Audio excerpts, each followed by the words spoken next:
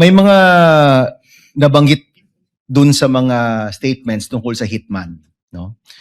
Sa totoo lang, yung presensya ng hitman, mabigat yon, mabigat yon. So let me ask, are you the one who investigated just the video, or did you also investigate the presence of the hitman that was being mentioned in the videos of the Vice President? I was only tasked for the video, sir. Okay, may I direct this to the prosecution? Will you be presenting other witnesses that will pertain to this alleged hitman? As to the alleged hitman, Your Honor, please.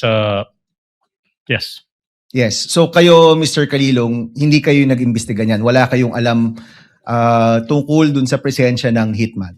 Yes, Your Honor. Okay. Mr. President, I will refrain from my questions and wait for the witness pertaining to the hitman. Maraming salamat.